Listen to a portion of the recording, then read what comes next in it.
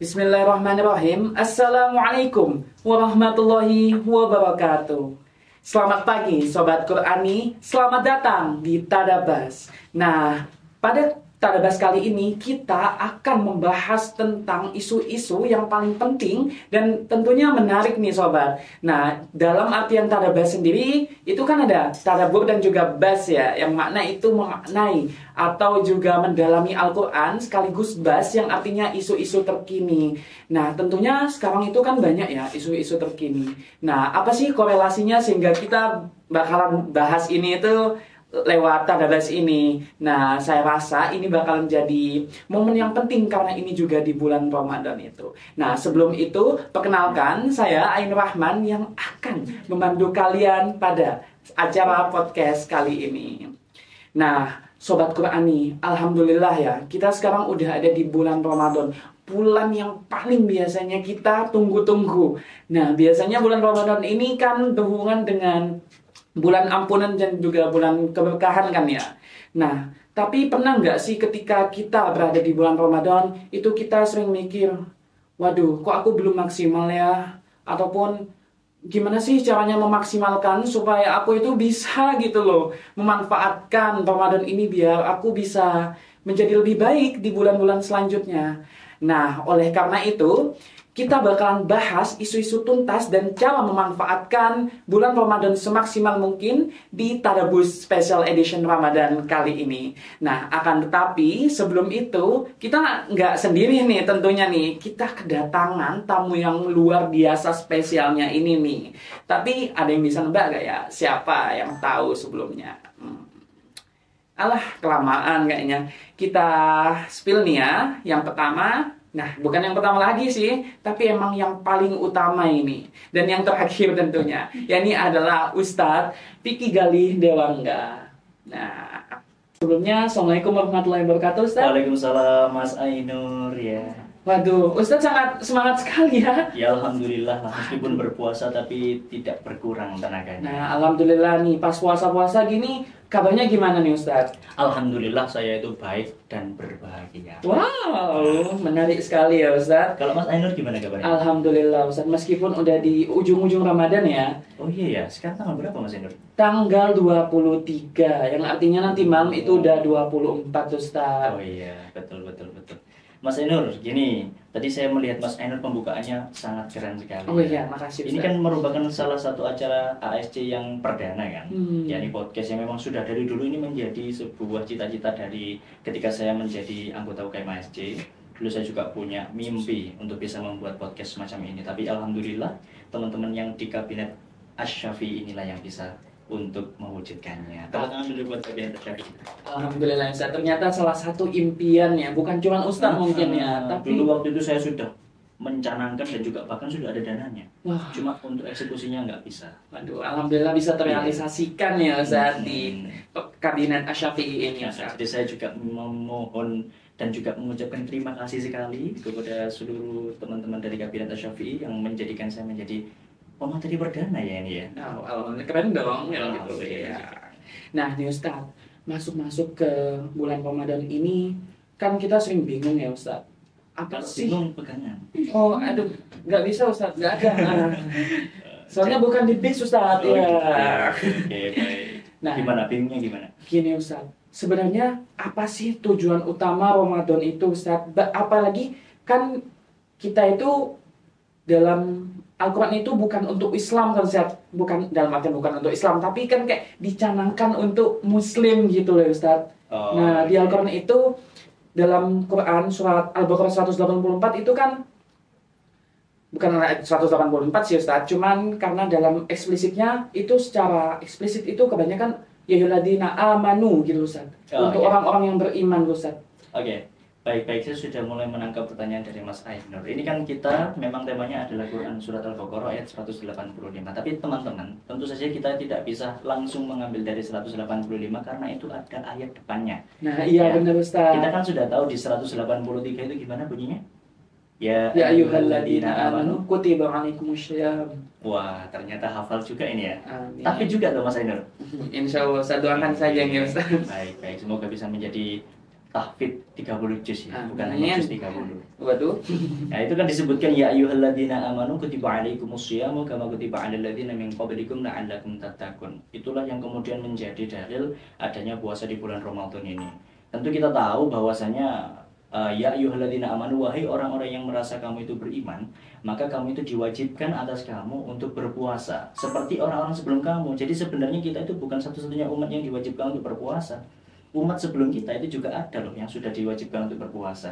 Dan kemudian hadiahnya apa? Kata Allah, kemudian esensi tujuan utama daripada berpuasa ini adalah la'allakum tattaqun. Cuma Mas Ainur, kalau menurut Mas Ainur ini la'allakum tattaqun artinya apa? Menjadi orang yang bertakwa kan ya Ustaz? Iya, la'alla. Di sini ada yang tahu arti la'alla itu apa? Waduh, kan anak Arab nih Ustaz. Bukan anak Arab, ada yang anak Arab di sini. Nah, la'alla itu apa artinya? Teman-teman yang di sini. Apa artinya? La'alla apa artinya? Apa ya Ustaz? Oh, belum ada yang tahu. Iya. Nah, jadi la'alla itu kebanyakan orang memaknainya itu adalah menowo bahasa Jawanya. Yang artinya itu semoga. Karena itu merupakan harfun tarojin. Itu adalah huruf untuk mengatakan sebuah ungkapan harapan ya. Jadi semoga saja setelah kamu berpuasa itu bisa menjadi orang yang bertakwa. Cuma menariknya ada beberapa hal yang mungkin kurang diketahui banyak orang, dan ini bukan merupakan pengetahuan umum. Itu bahwasanya Imam Syibawayh pernah mengatakan kalau kata la'alla itu digunakan bagi Allah, maka artinya bukan menjadi huruf taroji lagi, dia bukan menjadi sebuah ungkapan harapan lagi, tapi ketika digunakan oleh Allah yang notabene-nya adalah Sang Khalik pencipta kita, itu berubah artinya menjadi huruf atau ungkapan kepastian. Jadi ketika Allah berfirman seperti itu, la'allakum tattaqun, itu bukan berarti semoga kamu menjadi orang bertakwa, tapi artinya adalah menjadi pasti kamu akan bertakwa. Ketika kamu mau puasa di bulan Ramadan sampai 30 hari, pasti nanti kamu akan bisa menjadi orang yang bertakwa. Maka saya yakin bahwasanya esensi tujuan utama daripada bulan Ramadan ini yaitu supaya kita bisa menjadi orang yang bertakwa. Bukan semoga ya, tapi pasti kalau kita memang mau berpuasa di bulan Ramadan gitu Mas Ainur. Waduh, jadi kayak ini itu udah kayak ketetapan gitu lah ya Ustaz ya. Sudah rumus lah. Kalau 1 tambah 1 ya pasti 2. Kalau ditambah sama dengan ya jadi jendela. Iya, mantap. Gitu kan. Oke, satu lagi yang saya mau tambahkan, bahwasanya bulan Ramadan itu sudah dipikirkan bahkan hanya dari namanya saja. Sama seperti Nabi Muhammad. Nabi Muhammad itu nabi yang istimewa karena apa? Allah ingin menjaganya itu bukan hanya dari perilakunya, bukan hanya dari watak dan sifatnya, dan bukan hanya dari nasabnya, bahkan dari segi nama itu sudah Allah pikirkan betul-betul loh. Kalau coba kita pikirkan, kenapa kok Nabi Muhammad itu dinamai Muhammad? Padahal zaman dulu itu jarang sekali ada nama Muhammad. Ternyata nama Muhammad itu adalah untuk menjaga Kanjeng Nabi. Muhammad itu artinya terpuji. Maka ketika ada orang yang gak suka Kanjeng Nabi, kemudian dia mau mencela Kanjeng Nabi, itu akan menjadi paradoks kan. Hei, orang tercela yang terpuji. Nah, hei, orang yang tercela Muhammad kan nggak mungkin. Orang tercela kok terpuji. Maka itulah yang kemudian menjadikan Allah menamai Nabi Muhammad itu Muhammad. Salah satu alasannya di antara itu menurut para ulama. Kemudian di Ramadan juga begitu. Kenapa kok namanya Ramadan? Ramadan itu berasal dari kata Romaldo, yang artinya itu membakar semua dosa-dosa kita, membakar semua kejelekan-kejelekan kita, dengan harapan semoga setelah di bulan Ramadan kita itu bisa menjadi pribadi yang lebih baik. Makanya bulan Ramadan setelahnya bulan apa? Syawal. Artinya Syawal itu bertambah. Maka kamu itu jangan stuck di situ aja. Kamu itu harus bertambah baik, bertambah soleh, bertambah iman dan takwanya gitu Mas Ainur. Wah, ternyata ini udah kayak korelasi yang udah jelas gitu ya Ustaz. Betul sekali. Jujur ini ilmu baru sih Ustaz. Soalnya gak kepikiran buat sampai sana gitu loh mikirin itu. Kalau saya jujur ini kacang hijau sih. Garing ya, padahal kacang hijau itu basah. Ya, lanjut. Waduh, kayak something suspicious ini loh. Oh, nggak usah dilanjutkan ya. Kita lanjutkan yang materinya aja kalau gitu. Nah, gini kan ya Ustaz. Berarti kalau ini bulan yang memang untuk membakar kita kan Ustaz, dalam artian membakar kesalahan-kesalahan kita ataupun dosa kita. Nah, ini kayak korelasi dengan olahraga gak sih Ustaz? Kayak misalnya kita training gitu loh, training atau mengawalinya dengan sebuah pelatihan-pelatihan yang mana kita bakalan membakar tubuh kita gitu Ustaz. Iya. Berarti Ramadan ini sama halnya dengan kondisi tubuh fisik kita gitu Ustaz. Kalau buat olahraga gitu ya Ustaz. Iya. Sekarang kita coba masuk ke ayat yang berikutnya. Ayyaman Ma'dudah. kemudian Ya ma'dudah falan tapi faman kampang kana minkum mardun.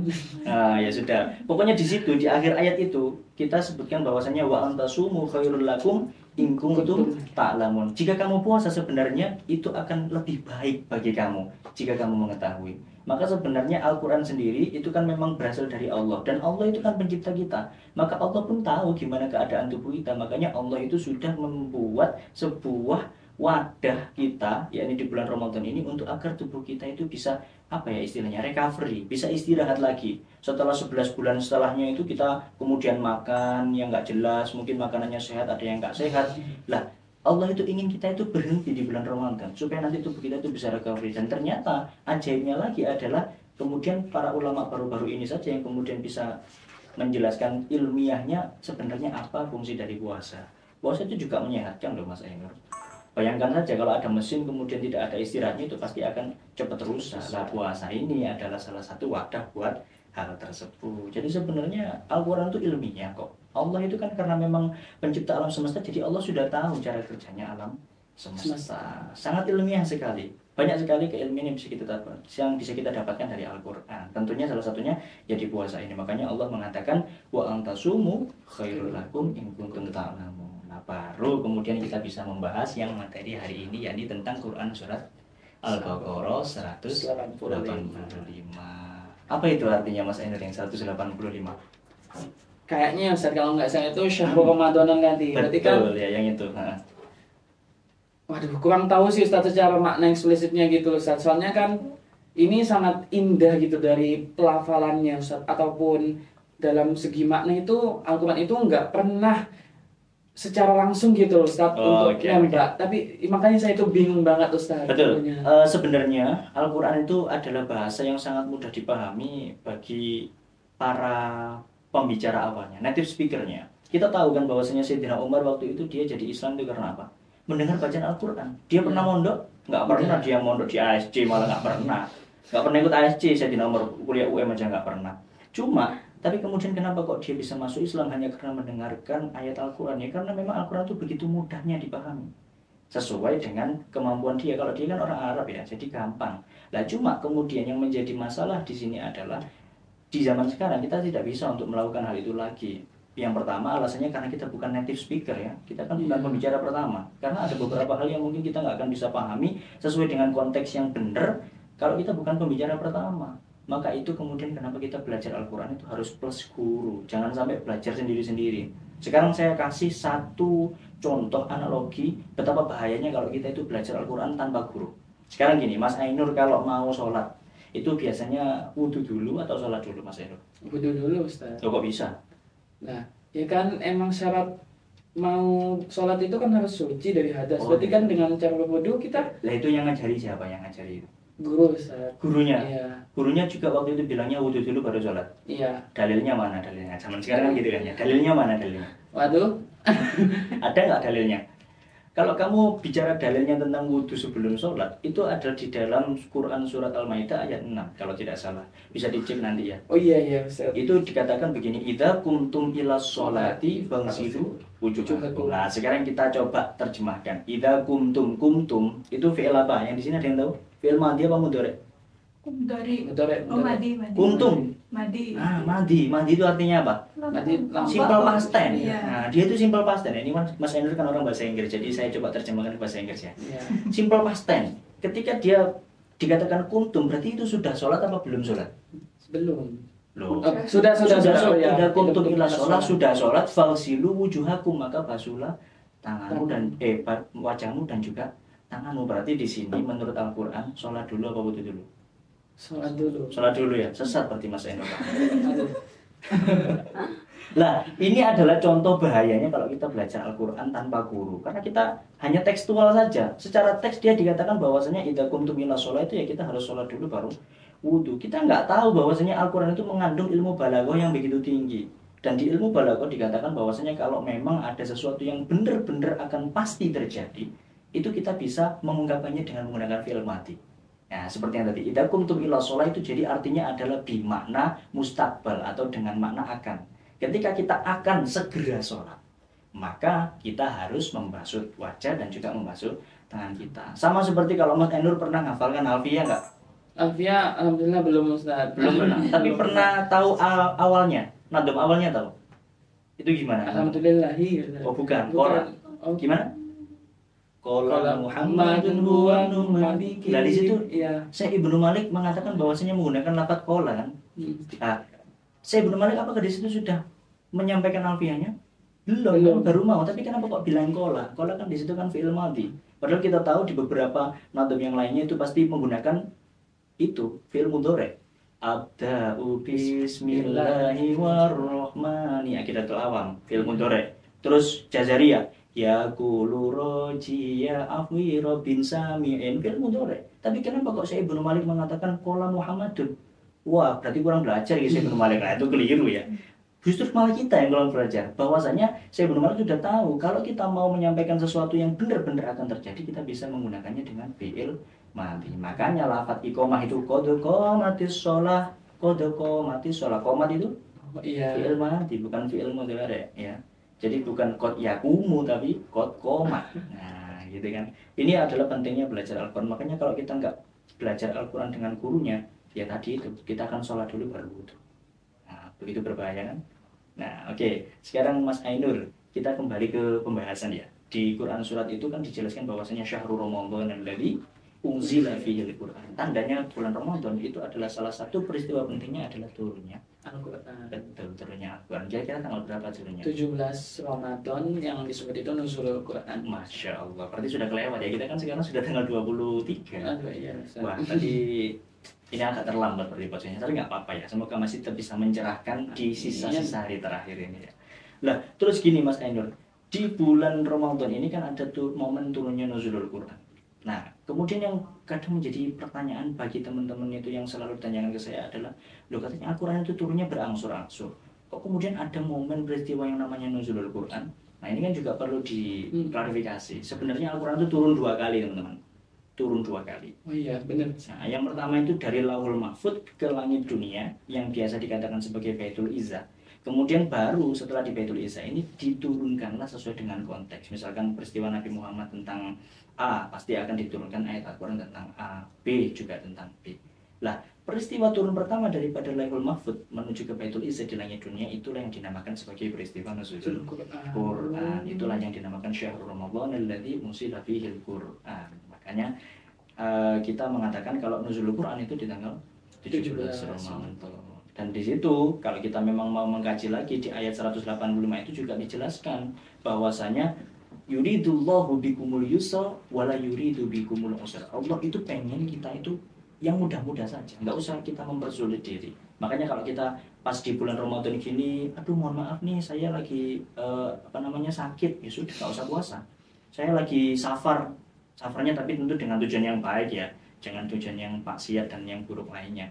Tapi naudzubillah lah. Nah itu kita juga boleh nggak puasa, boleh kita berbuka tapi dengan syarat bahwasanya kita harus menggantinya fi ayyamin ukhor, di hari yang lain dengan jumlah yang sama tentunya.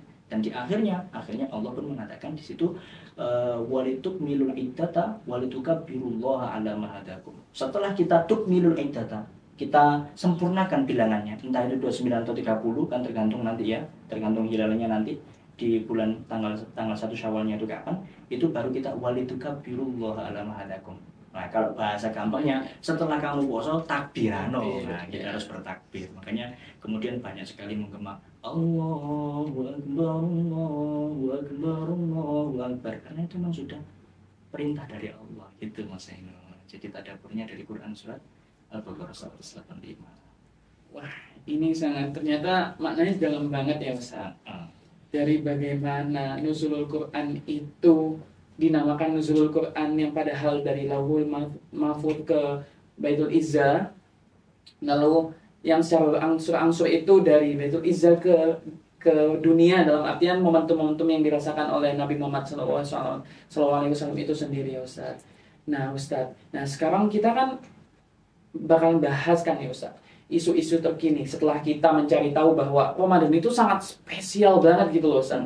Nah, tapi kita kan juga butuhkan Ustaz, gimana sih cara mendapatkan kespesialan itu dengan memanfaatkan spare time gitu loh Ustaz, waktu-waktu luang gitu Ustaz. Betul sekali itu Mas Ainur. Kita kan tahu kalau Ramadan dibagi 3 ya. Nah, yang pertama apa? 10 hari pertama itu adalah rahmat. Nah, jadi rahmat dari Allah. Pertama disayang dulu.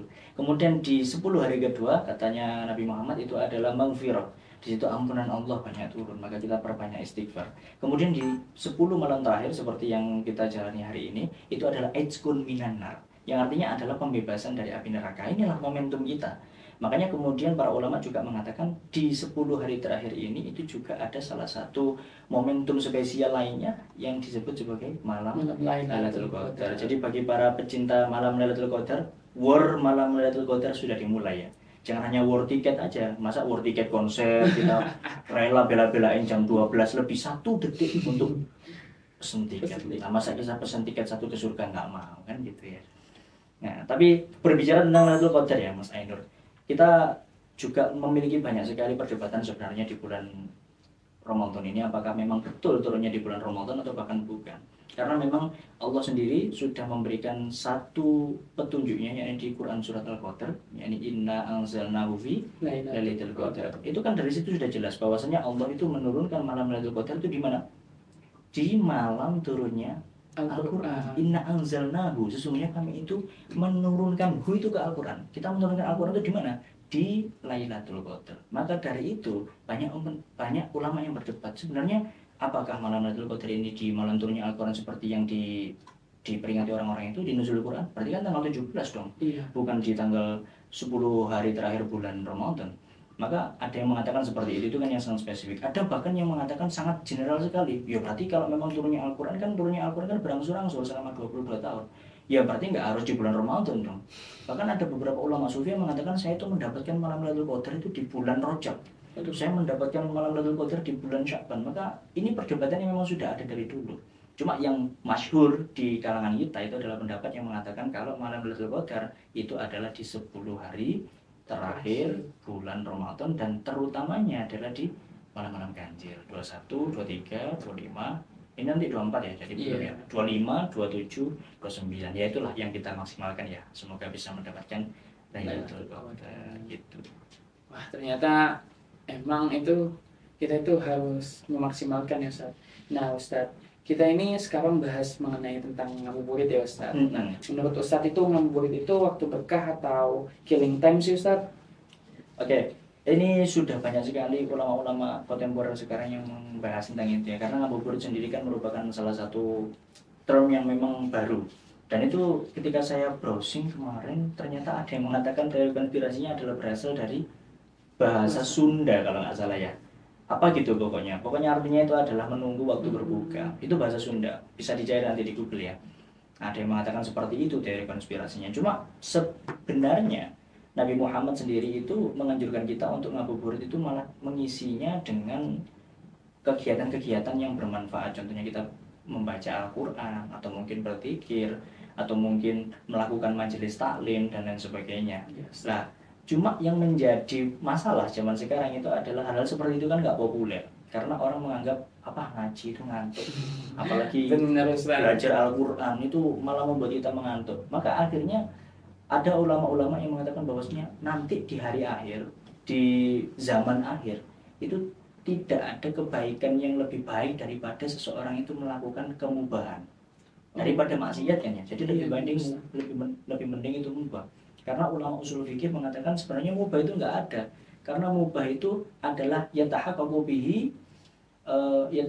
bihi tarkul ma'asi atau tarkul haram. Jadi tidak ada kemubahan kecuali dengan kemubahan tersebut ada tindakan penolakan terhadap keharaman dan juga ada penolakan terhadap maksiat. Jadi mubah kan kemungkinannya cuma 2. Kalau enggak dia itu sedang meninggalkan maksiat, ya juga meninggalkan kewajiban. Maka menjadi pisau bermata 2. Nah ini kan kalau ada yang tanya, sebenarnya Ustaz tidur di bulan Ramadan itu berpahala nggak sih? Nah ini sebenarnya hadis yang dipakai naumu so'imin ibadatun itu adalah hadis dhaif. Hadis dhaif itu bisa dipakai tapi bukan untuk hujah hukum fikih, tapi dia hanya sebagai motivasi aja supaya nanti orang nggak apa-apa lah kita tidur, yang penting kita berpuasa, supaya seperti itu aja. Tapi bukan berarti kemudian orang berpuasa itu harus tidur supaya bisa dapat pahalanya, enggak. Karena memang hadis ini dhaif, dan kemudian ulama-ulama membahas kalau bahwasanya tidur itu adalah hal yang mubah, maka mubah ini bisa menjadi wajib, bisa juga malah menjadi haram. Kapan menjadi wajib? Kalau memang ada potensi ketika kita nggak tidur itu malah bermaksiat, mungkin mau ghibah, mungkin mau scroll TikTok yang mungkin banyak hal yang kurang baik untuk dilihat kan. Nah, tapi bisa juga itu malah menjadi sebuah hal yang haram. Contohnya apa? Harusnya nih ada kegiatan UKM ASC milad kemarin, gara-gara dia puasanya aku nggak kuat ngantuk, aku tidur aja nggak usah ikut milad. Nah, ini namanya tarkul wajib. Yang mana artinya tarkul wajib itu adalah haram. Jadi bisa dua, bisa bermata dua, bisa jadi haram, bisa jadi wajib, tergantung dia apa yang membuat dia itu tidur. Itu. Siap. Nah, teman-teman ingat tuh Ustaz. Teman-teman, jadi apa yang kita niatkan itu yang dikatakan oleh Ustaz Vicky itu udah jelas ya. Jadi kamu itu harus bisa membedakan mana yang haram dan juga dimubahkan gitu ya Ustaz. Nah, gini Ustaz, ada juga pertanyaan Ustaz ini untuk menutup ya Ustaz podcast kali ini. Nah, kan kita harus berbuka Ustaz pas setelah azan maghrib Ustaz. Nah Ustaz, pertanyaannya gini, apakah kita itu boleh menunda sholat maghrib setelah berbuka puasa dengan alasan ingin makan dulu Ustaz? Oke, saya ada sebuah hadis, ini adalah riwayat dari muttafaq alaih ya. Dikatakan bahwasanya di situ hadisnya adalah idza uqimatis shalah wa hadarul asya fabda'u bil asya. Ketika sholat itu akan didirikan, ini umum ya. Ketika sholat itu akan didirikan atau dilaksanakan, kemudian hadir nih makanan. Asya itu adalah makan malam. Maka fabda'u bil asya. Kita harus mengawalinya dengan makan malam terlebih dahulu. Itu adalah dalil umumnya. Kemudian kita sekarang masukkan kepada hukum, bolehkah kita untuk menunda sholat maghrib, kemudian kita berbuka puasa dulu? Ya malah sangat boleh. Makanya kenapa kalau kamu mau bagi-bagi makanan buat buka itu namanya apa? Takjil itu bahasa Arab, artinya apa? Kamu bukan, takjil itu artinya adalah menyegerakan. Jadi takjil itu artinya menyegerakan. Iki loh, makanya takjil itu yang benar itu ya harusnya ya makanan ringan ya kayak kurma. Itu jangan yang makanan berat, itu bukan takjil itu namanya ya. Ya tapi nggak apa-apa juga sih. Mukbang ya, mukbang itu namanya. Takjil itu adalah artinya menyegerakan. Makanya kamu itu bagi-bagi takjil supaya orang itu yang di jalan bisa kemudian bersegera untuk berbuka. Maka sebenarnya anjuran Nabi sendiri itu ketika mau berbuka puasa ya harus berbuka puasa dulu, baru nanti sholat. Sekarang yang kemudian menjadi perdebatan itu adalah kenapa kita kok kadang bingung, apakah kita mendahulukan maghrib dulu ataukah mendahulukan makan dulu? Karena kan definisi makanannya Nabi Muhammad sama makannya kita itu berbeda. Makanya Nabi Muhammad itu sedikit-sedikit. Nah, makanya sedikit-sedikit. Tapi kalau kita itu sedikit-sedikit makan. Makanya takut kalau kita mau sholat maghrib terus kemudian kita buka dulu, itu nggak bisa sholat maghrib ya. Oh iya. Nah, sebenarnya kalau kita mau ikut Nabi Muhammad makanya cuma sedikit-sedikit hanya untuk memulihkan tenaga lagi, ya itu malah lebih bagus. Lebih baik kita makan dulu baru sholat maghrib. Cuma kalau memang kita adalah orang yang tipe nggak bisa direm, makanya ya sudah, lebih baik kita buka aja sedikit, kemudian sholat dulu, kemudian baru makan. Atau mungkin makan dikit aja lah, sampai setelah tarawih baru kita makan lagi banyak. Saya nggak menjudge kamu mau makan banyak, mau makan dikit, tapi yang penting adalah makanan yang kita makan itu adalah untuk bekal kita sholat, bukan malah untuk memberatkan kita dalam sholat. Itu ya teman-teman. Masya Allah banget Ustadz, ilmu yang Ustadz sampaikan kepada kita semua tentunya ya sangatlah bermanfaat. Semoga apa yang memang Ustadz sampaikan ini bisa kita terapkan ya Ustadz. Amin.